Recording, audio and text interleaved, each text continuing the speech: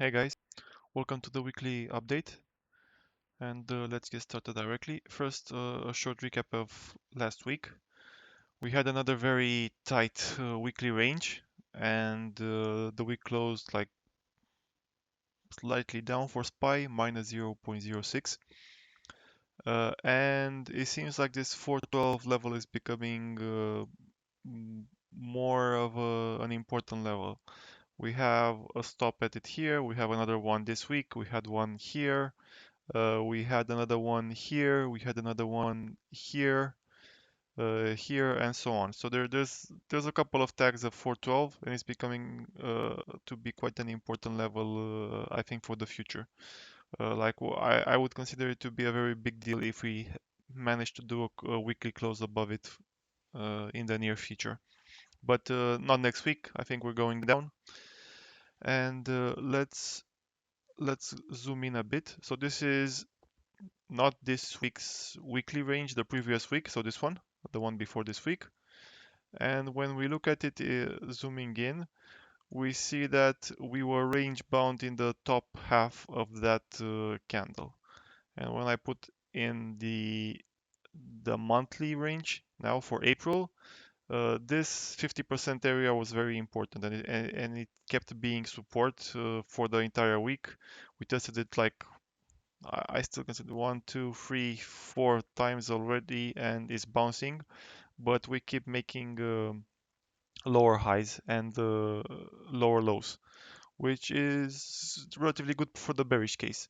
OPEX is behind us. We lost support for short-term flows, so next week we should be going down and uh, with an asterisk, and the asterisk is earnings. We have a lot of mega cap earnings next week. We have what was it? Let's see. So we have Apple on Thursday. We have Nvidia, no, Nvidia, no. We have Microsoft on Tuesday. Oh, sorry, Google.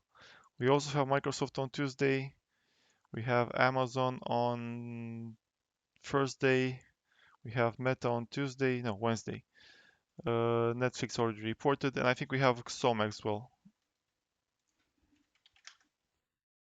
on Friday. Yeah, we have a lot of big names earnings next week.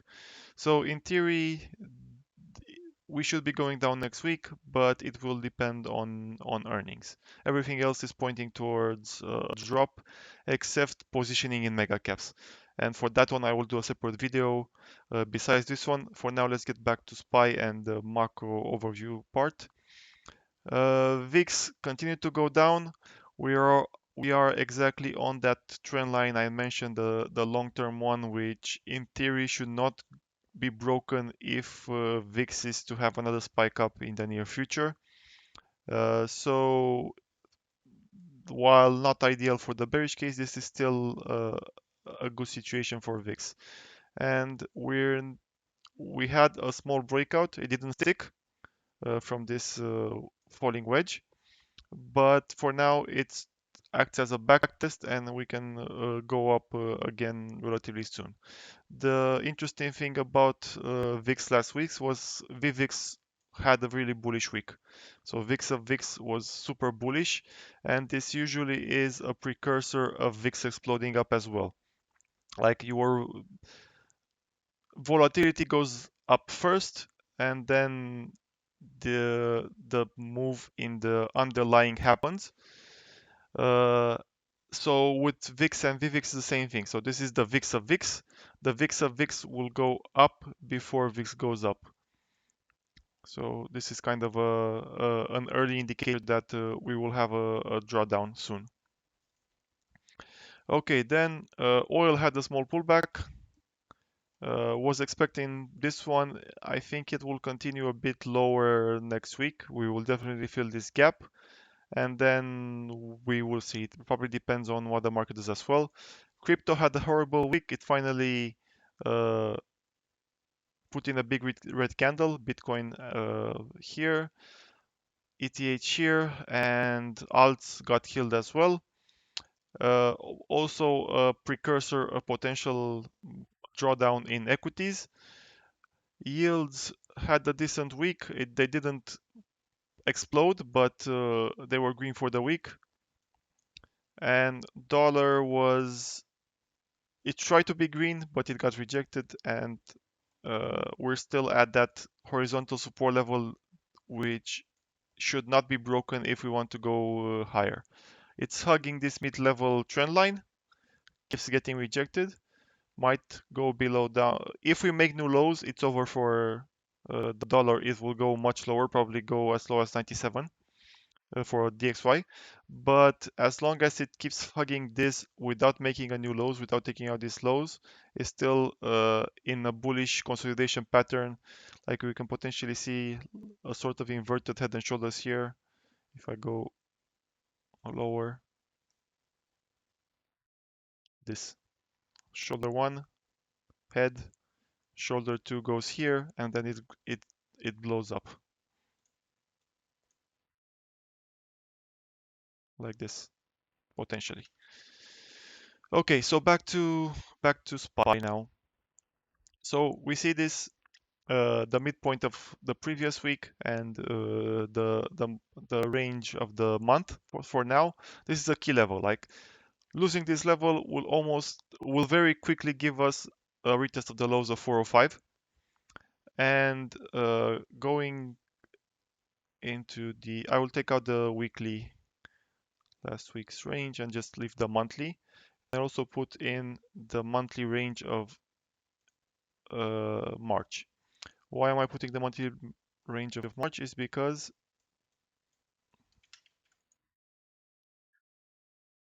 there is potential for an engulfing candle. It's unlikely that it happens, very, very unlikely, because the lows are 380. But we have two target levels to hit.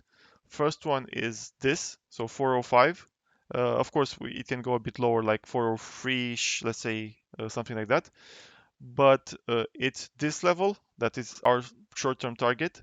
Also confluent with this thing here, so 405. And then if 405 doesn't hold, we're going all the way to 395. And now let's zoom in to explain why. So first of all, I mentioned that we can make lower highs and lower lows. This is the channel we're going in right now. And if we go below this point, like I said, it's very likely that we have a breakdown below the midpoint of the month, and the target is to retest these lows, because top of the range, mid of the range, low of the range, we go all the way here if this doesn't hold. And the chances of it going higher are very, very small, only in the event of good earnings from mega caps. Then what's the other channel? So it's a uh, let me split this in three. So we have this one here. We have a double up here, or an approximate double up, and we have another double up like this. So it's a three lane channel, let's call it. I'll delete the other ones, and then we can see that if we double it up, we get to around here. Like this is an overshoot. We don't care about it. And if we double this one at the lows, we get this. So another overshoot here. So this part here and this part here, they're just overshoots. We don't care about them. But we have a three lane channel on our hands, and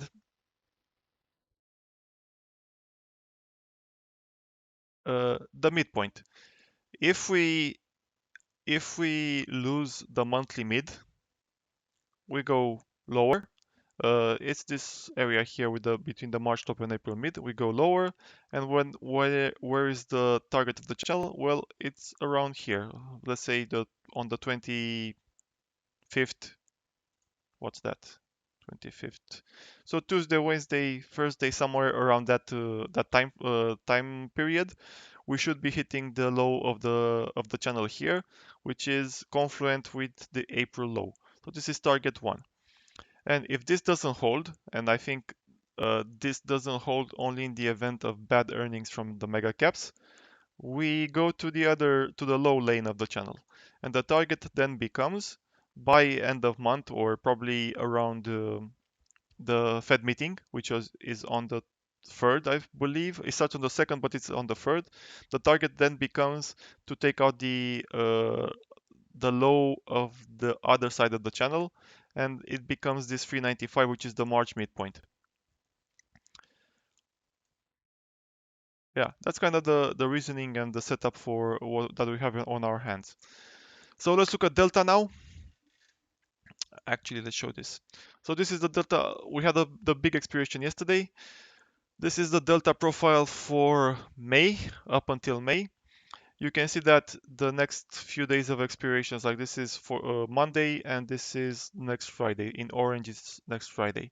And we don't have a lot of puts above 415, virtually almost no puts. So it makes it nearly impossible to move the market above 415 until the end of the month, I believe. And also, most of the expiration is still in call delta. At the same time, we can't really go down that much. Like you see how big 400 is. 400 has become the biggest OI level in the market because a lot of hedging has been done for it for the next couple of weeks. You can see that it's the biggest level for the May expiration as well. So this is my guess is that this will be we will test this between now and May expiration. And just because of momentum and potential day-to-day events like earnings coming in, I don't know, worse than expected. Let's say Microsoft drops the ball or something like that. It's very possible to have an overshoot and go to 395, but lower than 395, or actually let's say 390, it's virtually impossible to get that. But my guess is going to be that the low of this cycle, this post OPEX pullback will be between 395 and 400 in the event that we get a bit of a negative reaction for earnings. If we get a positive reaction for earnings, I still don't think we can break 415. We can individual names can go higher. Maybe Nasdaq can go higher, but I don't think SPY will go beyond the 415. Okay, so let's look at Delta. Delta looks like this. Look at 400. So 400 is a huge wall. The only way we can go to break 400, we will have to go below 390 actually, because even if we go below it, it will be such a magnet that it pulls us back to it when we go beyond. So any move below 400 is a buying opportunity in my opinion for May and potentially even June. We'll see when we get there. So this is including the June expirations until the end of June. Again, in light blue here is May, and May is the biggest put OI level for it's 400, and it's bigger than June as well. Nothing really out of the ordinary. I expect we will get 420 after this pullback. If 395 to 400 becomes support, I expect we will then see 420 sometime in May, but not necessarily. Like, it's not a good setup to go higher right now. It's a setup to not go lower and not go higher. So more swings between 395 and 415 should be in the books. And then post May, if nothing bad happens, we should see 420 plus uh, for the June expiration. Okay, so then delta here, delta comes first with. We had a relatively large pullback in delta, which was not accompanied by a pullback in price. That's because it hasn't, the delta has expired, but price has not reacted to it. It should react to it next week, and we should see a drop as well.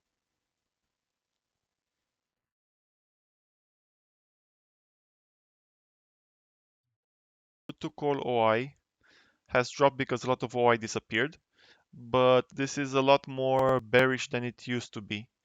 When we look at the data,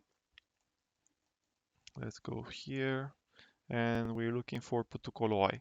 So it was 208, 209 until until yesterday, and because of the expiration, it went to 192. But this was excluding yesterday expiration. This was 1.7 like a week before, the week before. So it actually became a lot more bearish, and we can also see it in the delta profile.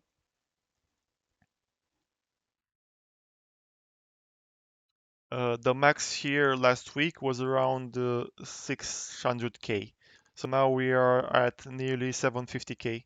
So it's between 700 and 750k. So the put OI has really been picking up lately, while the call OI has not really gone up that much. And if we look to delta charts, we can actually see this in the chart. So here.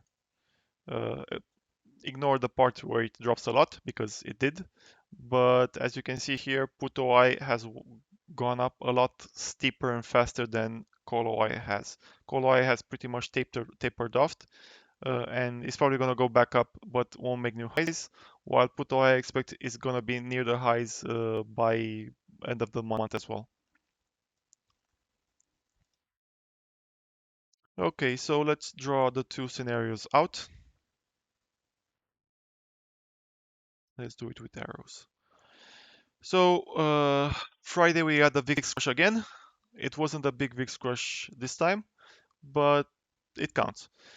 So next Monday we have a VIX spike. So that means the market will go up. Most likely we will go below the midpoint of April and consolidate a bit here in this range. And then I kind of expect that we will go down to test the April low before any of the big earnings. So that means either Monday or Tuesday intraday. So this is where I expect the big earnings will catch us, which is I think Microsoft and Google are the first to report, and then Meta on Wednesday. So this is where I think the earnings finds us. And like I said, this is target one, and if not, we're going probably most likely to towards 395. But of course, we will stop at 400 because it's a huge level. It's also horizontal support, so we won't drop directly to 395. Most likely, it's gonna play out like so. Let's say we go to this level 405, like I'm expecting on Monday and Tuesday. Then we have earnings, and the earnings are relatively bad. Then we drop to 400 and stay here. Then we need another round of, I don't know, let's call them mehish earnings, which would be in this case Meta on Wednesday. And then if we get the second round of bad earnings or meh earnings, we can go down below 395. But I don't think a single uh, push down can take us to 395. We will be 405, 400, 395, and then we stop. Okay, so back to this. So this is where earnings finds us. If we get a good an earnings surprise, I wouldn't be surprised a positive surprise. I wouldn't be surprised to see us go back to 415 relatively quickly. So we go here. This is the bullish earnings. We go back to the midpoint. Maybe it becomes resistance. Maybe it doesn't. But that's kind of it. So we go between 405 and 410. I don't think it goes back above 410 yet because it's the same scenario as going from 400 to 395. There has to be a reason to go back to 415. So this is the scenario in which so we go down, doesn't matter what earnings will be, then earnings coming good, we go to 410, and if earnings keep coming in good, like for Meta and Amazon and so on, we go back to 415 by end of week even.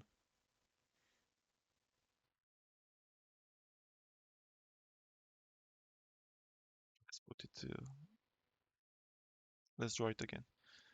So some consolidation, we backtest it, we go down. This is where earnings for Google and Microsoft find us. Then they have good earnings. We go back to 410, then Meta earnings come, and Amazon earnings come and maybe we go back to 415. This is the bullish scenario. Okay, then let's talk bearish scenario.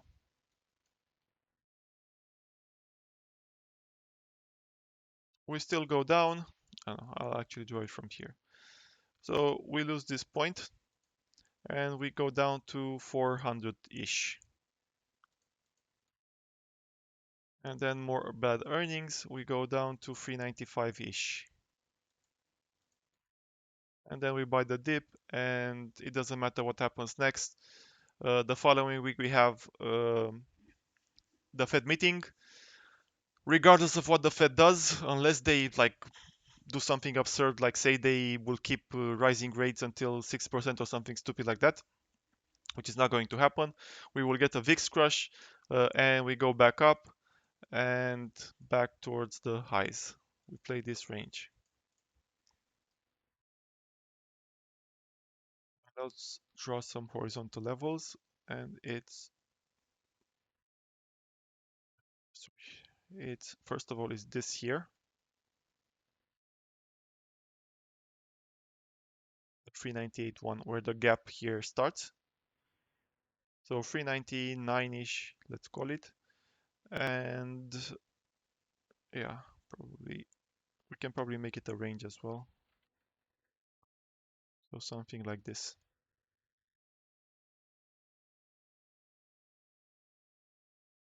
This is the support area, maybe even higher.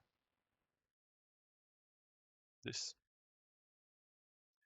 So this is the target one, target two, target two if things turn out badly with earnings.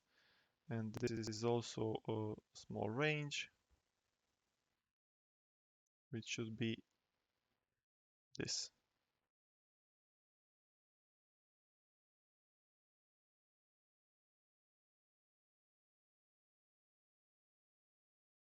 So bull case uh, and bear case.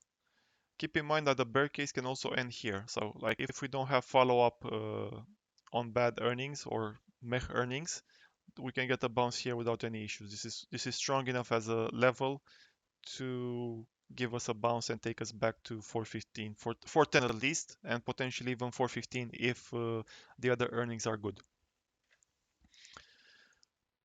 Let's draw this one as well. So 4.5 for sure, then 4.10, and then to get more above 4.10 we need another reason. Yeah, I think this is it. I'll be making I'll explain more in the mega cap video. So I'll do another video tomorrow on the mega cap setup based on delta and the technicals. And then I'll make another video with individual tickers that you guys requested. If you're looking to get your ticker reviewed, just reply to the Reddit thread. That's it for today. Have a good weekend. Bye bye.